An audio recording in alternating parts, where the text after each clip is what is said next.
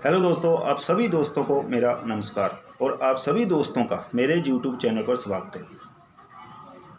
दोस्तों, आज इस वीडियो में मैं आपको सिर्फ और सिर्फ लूज़ मेडिसिन के ऊपर कुछ नॉलेज देने की कोशिश करूंगा और ये बताने की कोशिश करूंगा कि लूज़ मेडिसिन का हमें क्या बेनिफिट है और इसका हमें क्या नुकसान है। दोस्तों, हमारे देश भारत में अनगिनत हॉस्पिटल और अनगिनत क्लिनिक है और कई हॉस्पिटल और क्लिनिक के डॉक्टर लगातार पेशेंट को लूज मेडिसिन देते हैं।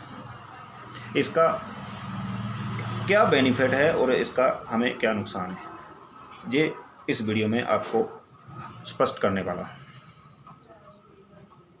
दोस्तों, सबसे पहले बात करेंगे कि लूज मेडिसिन खाने का हमें क्या बेनिफिट है।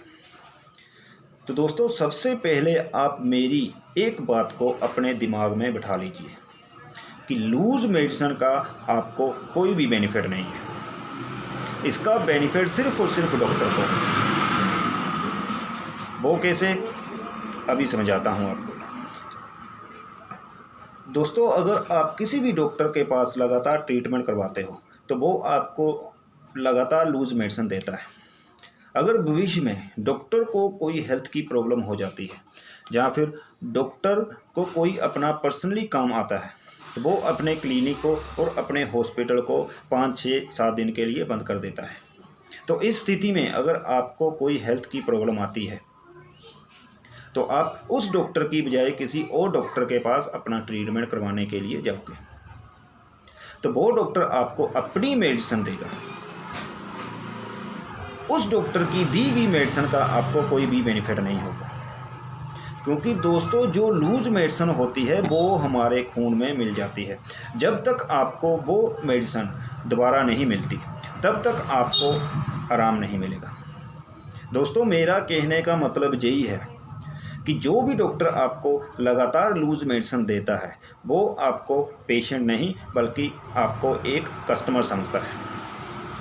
वो सोचता है कि अगर मैं पेशेंट को बार बार लूज मेडिसिन दूंगा तो ये बार बार पेशेंट मेरे पास ही आएगा, किसी और डॉक्टर के पास नहीं जाएगा।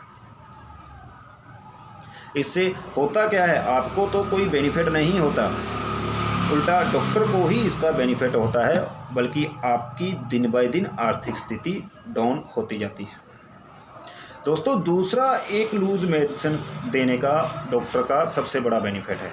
दोस्तों, एक लूज मेडिसिन का पैकेट जिसमें 100 टैबलेट होती हैं वो कम से कम 15-20 रुपये में आ जाता है। तो इस स्थिति में आप खुद सोचें, अगर एक पैकेट जिसमें 100 टैबलेट होती है वो 15-20 रुपये में आता है तो उस एक टैबलेट की कीमत क्या होगी? मेरे हिसाब से तो 50 पैसे के आसपास होगी। अगर आप कैलकुलेटर करके देखना चाहते हैं तो आप देख सकते हैं। अगर एक टैबलेट की कीमत 50 पैसे के आसपास है तो उस मेडिसिन को खाने का बेनिफिट आपको क्या होगा? उस मेडिसिन में ऐसा क्या डाला होगा जिसका आपको उस मेडिसिन के खाने का बेनिफिट होगा?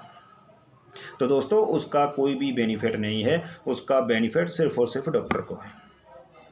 दोस्तों, एक पैकेट जिसमें 100 टैबलेट होती है और उस पैकेट को, उस 100 टैबलेट को कम से कम 40 पेशेंट को दिया जाता है। अगर 40 पेशेंट से एक 100 रुपया लिया जाए तो डॉक्टर की दिन की इनकम 4000 रुपये होती है। तो ऐसे में किसका फ़ायदा है? तो दोस्तों, लूज मेडिसिन का सिर्फ और सिर्फ बेनिफिट डॉक्टर को है। इसका बेनिफिट आपको कुछ भी नहीं होता। तो दोस्तों, अगर ये दोनों बातें आपको समझ में नहीं आ रही तो मैं एक सिंपल सी उदाहरण देकर आपको समझाने की कोशिश करूंगा। तो दोस्तों, मान लीजिए आप किसी शॉपकीपर के पास सिंपल एक पेन लेने के लिए जाते हो और शॉपकीपर को बोलते हो कि हमें एक पेन दे दीजिए। तो शॉपकीपर क्या बोलता है? शॉपकीपर आपको बोलता है कि भाई साहब, हमारे पास तो पेन नहीं है, आप ऐसा कीजिए, एक कैप जिसमें सिक्का नहीं होता और एक सिक्का जिसमें इंक नहीं होती और एक इंक की शीशी आपको दे देता है। दोस्तों, मेरे पास इंक की शीशी नहीं है, मैं आपको समझाने के लिए ये कैप का इस्तेमाल कर रहा हूँ। तो शॉपकीपर आपको बोलता है कि इस इंक को सिक्के में डालकर और सिक्के को कैप में डालकर आप इसका पेन बना लीजिए। तो ऐसे में आप क्या करते हो, आप घर पर जाते हो और इंक को सिक्के में डालने की कोशिश करते हो। जब इंक को सिक्के में डालने की कोशिश करते हो तो कुछ इंक आपके हाथों में भी लग जाती है और कुछ इंक आपके कपड़ों में भी गिर जाती है। तो दोस्तों, इस स्थिति में आपको अपने हाथों को बार बार धोना पड़ेगा इंक को निकालने के लिए। अगर इंक कपड़े में गिरती है तो आपको कपड़े को भी बार बार वॉश करना पड़ेगा। कई बार तो इंक का रंग इतना गहरा होता है कि बार बार वॉश करने पर इंक बाहर नहीं निकलती। तो इस स्थिति में आपको कपड़े को बाहर फेंकना पड़ता है। तो दोस्तों, मेरा कहने का मतलब यही है कि अगर आप कि हमारे शरीर के अंदर के जो बॉडी पार्ट हैं वो भी इसी प्रकार हैं। अगर आप बार बार लूज मेडिसिन खाते हो तो आपको हार्ट की प्रॉब्लम, किडनी की प्रॉब्लम, लीवर की प्रॉब्लम, यूटीआई इन्फेक्शन, ऐसी कई बीमारियां हो सकती हैं। मान लीजिए कि अगर लूज मेडिसिन लगातार खाने से किडनी में ही प्रॉब्लम आती है तो आपको उस किडनी की प्रॉब्लम का ट्रीटमेंट लगातार करवाने के लिए डॉक्टर के पास बार बार जाना पड़ता है। अगर किडनी में स्टोन आता है, कुछ स्टोन बड़ा हो जाता है, तो आपको किडनी रिमूव कराने की भी ज़रूरत पड़ सकती है। तो दोस्तों, मेरा कहने का मतलब यही है, अगर इंक गिरने से आपको कपड़ा फेंकने की ज़रूरत पड़ती है तो नुकसान किसका है। अगर लूज मेडिसिन खाने से किडनी रिमूव करवाने की ज़रूरत पड़ती है तो नुकसान किसका है। दोस्तों, वो नुकसान सिर्फ और सिर्फ आपका है, बल्कि शॉपकीपर का नहीं, ना ही डॉक्टर का।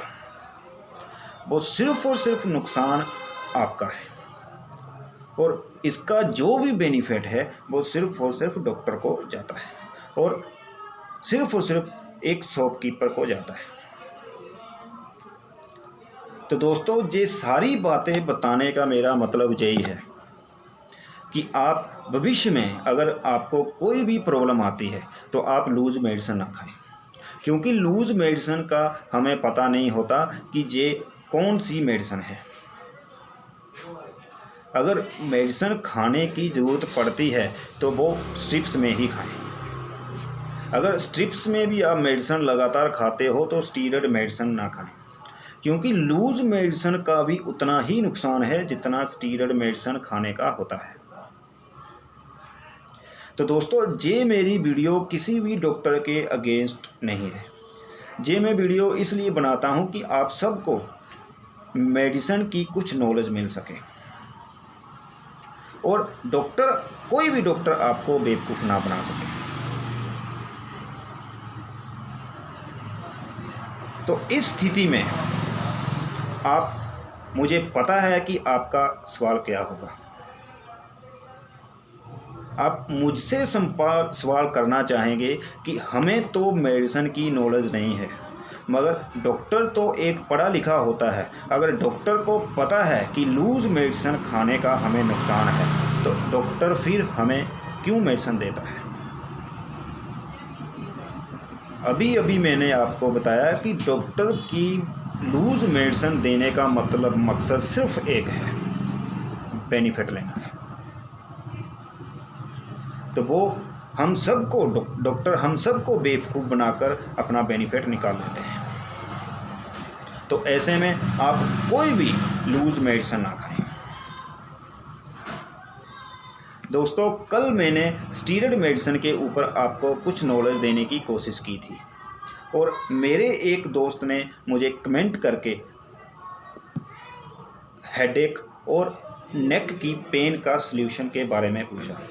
तो दोस्तों, ऐसी कंडीशन में मैं सिर्फ आपको 2 बातें बताने जा रहा हूँ।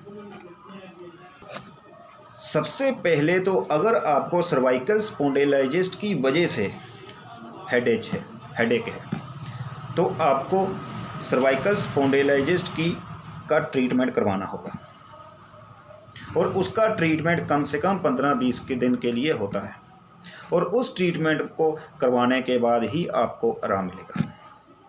अगर आपकी दिमाग की नसों की वीकनेस है या फिर आपकी नज़र की वीकनेस की वजह से आपके हेडेक है, तो आपको एक सिंपल सी एक्सरसाइज बताता हूँ, उसे करने के बाद आपको दर्द में आराम मिलना स्टार्ट हो जाएगा।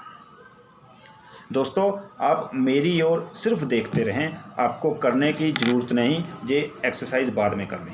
सबसे पहले तो आप अपनी आँखों को बिल्कुल स्ट्रेट रखें और आँखों को घुमाने की कोशिश करें, पहले राइट और फिर लेफ़्ट ओर।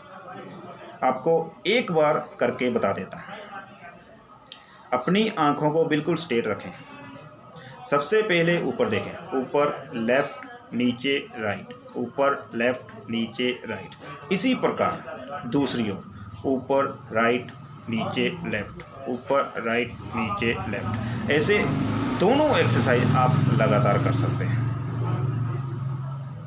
दूसरी एक्सरसाइज, आप अपनी गर्दन को पहले लेफ़्ट की ओर और दूसरी बार राइट की ओर। आपको एक बार करके बता देता हूँ। आप बिल्कुल स्ट्रेट देखें, गर्दन को ऐसे, दूसरी बार ऐसे। ये दोनों एक्सरसाइज आप लगातार सुबह शाम 5-5 मिनट करें। अगर आपकी हेडेक दिमाग की नसों की वजह से या फिर नज़र की कमज़ोरी की वजह से आपको हेडेक है, तो आपको आराम मिलना स्टार्ट हो जाएगा। इस एक्सरसाइज को लगातार करें। अगर आपको सर्वाइकल स्पॉन्डिलाइटिस की प्रॉब्लम है, तो आपको सर्वाइकल स्पॉन्डिलाइटिस का ट्रीटमेंट करवाना होगा। तो दोस्तों, इस वीडियो में मैंने आपको सिर्फ़ और सिर्फ लूज़ मेडिसिन के ऊपर कुछ नॉलेज देने की कोशिश की है। अगर आपके घर में या फिर अगर आपके परिवार में या फिर अगर आपका कोई रिश्तेदार या फिर अगर आपका कोई दोस्त लगातार लूज़ मेडिसिन खा रहा है, तो उनको ये वीडियो को दिखाएं। उनको भी पता चले कि लूज़ मेडिसिन खाने का हमें क्या नुकसान है। तो दोस्तों, जल्दी मिलेंगे अपनी नई वीडियो में नई जानकारी के साथ। नमस्कार, धन्यवाद, वंदे मातरम।